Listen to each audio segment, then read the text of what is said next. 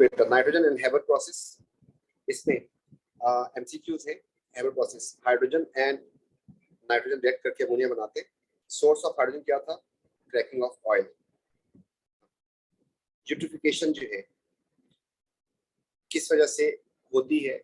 ये होती है एक्सेसिव यूज ऑफ फर्टिलाइजर, और उसकी वजह क्या होती है कि dissolve, increase amount of dissolve fertilizer. बस यही है इसका ऑप्शन, और कोई नहीं आना सही इसमें। स्टेटमेंट मैन्युफैक्चर ऑफ अमोनिया, कौन सी बात सही है? Reactant product are elements. Elements नहीं होते, रिएक्टेंट तो एलिमेंट है, H2 एंड N2 तो एलिमेंट है, लेकिन जो प्रोडक्ट है आपके पास वो कंपाउंड है। ये बात गलत हो गई। रिएक्टेंट प्रोडक्ट आर गैसेस, ये बात सही है कि ये भी गैस होती है, ये भी गैस और ये भी गैस, तो B is the correct answer. इनमें से कौन कौन कॉज करेगा, कितने लोग चीजें जो है कॉज करेंगी eutrophication? Nitrate, phosphate and sewage में आपके पास नाइट्राइट्स वगैरह आ जाते हैं। तीन चीजें हैं। फिर आपके पास वो कह रहा है कि सोर्स क्या है और प्लूटेंट कौन से हैं? नाइट्रेट प्लूटेंट है, नाइट्रेट फॉस्फेट ये सारे प्लूटेंट हैं।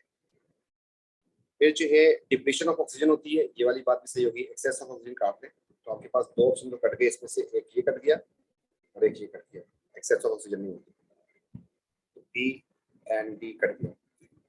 अच्छा जी, नाइट्रेट का सोर्स जो है वो फर्टिलाइजर होता है, डिटर्जेंट नहीं होता, जबकि फॉस्फेट का सोर्स जो है फर्टिलाइजर भी होता है और डिटर्जेंट भी होता है। तो C is the correct answer. Next, both speed of reaction and amount of ammonia produce जो है दोनों को बढ़ाते हैं। तो स्पीड का मतलब हो गया रेट भी बढ़ जाए और शील्ड भी बढ़ जाए। तो चेक करते हैं, एडिंग कैटलिस्ट से सिर्फ स्पीड बढ़ जाएगी। डिक्रीजिंग टेम्परेचर एक्सोथर्मिक रिएक्शन है, इससे स्पीड जो है आपकी क्या हो जाएगी? कम हो जाएगी स्पीड, एंड यील्ड जो है वो बढ़ जाएगी। यील्ड बढ़ जाएगी, स्पीड कम हो जाएगी, ये भी नहीं हो सकता। इंक्रीजिंग प्रेशर, वॉल्यूम कम हो जाएगा, पार्टिकल करीब आ जाएंगे, स्पीड बढ़ जाएगी, इफेक्टिवनेस ज्यादा हो जाएगी।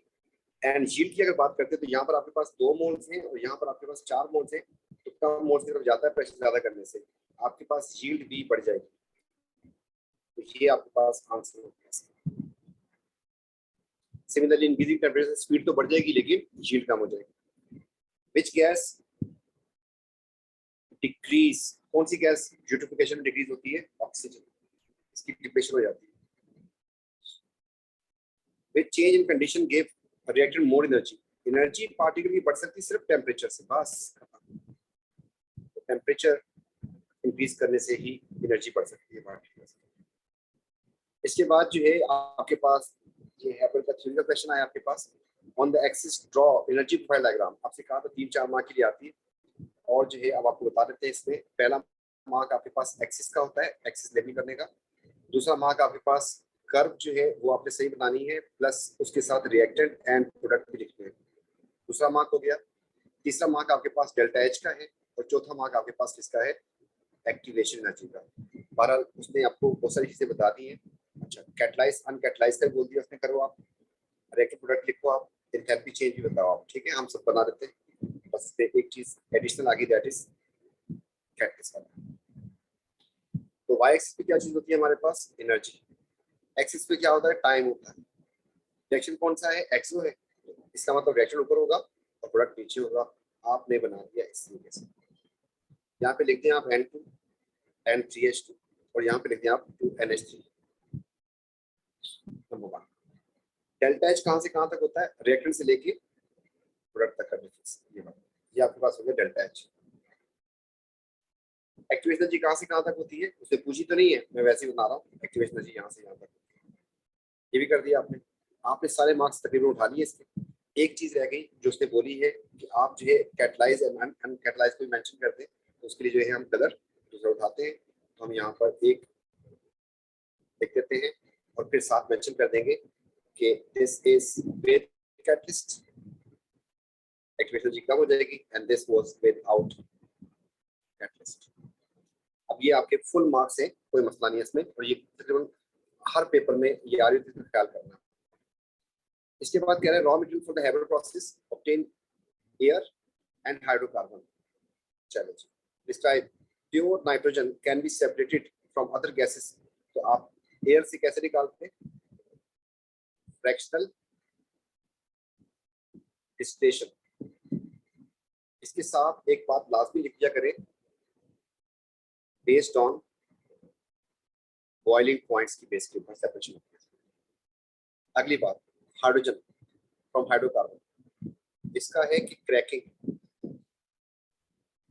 ऑफ हाइड्रोकार्बन, आप फॉर द सेफ साइड लिखते हैं इसमें यूजिंग हीट। आप हीट करते हैं क्योंकि आपको बॉन्ड तोड़ने होते हैं।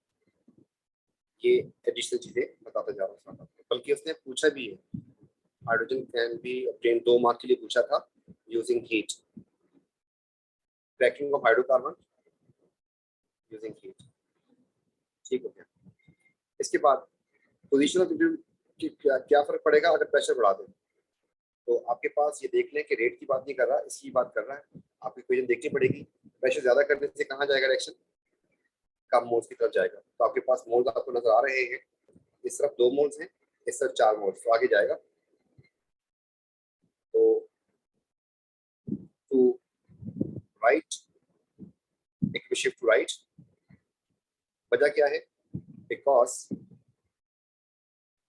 Product has less moles of gases.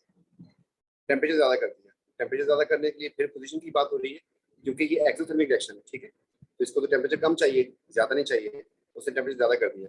तो ज्यादा कर दिया है तो इसमें हो जाएगा टू लेफ्ट या रिवर्स हो जाएगी।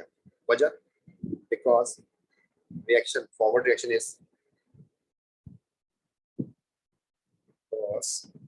फॉरवर्ड रिएक्शन इज एक्सोथर्मिक, इसलिए लेफ्ट की तरफ।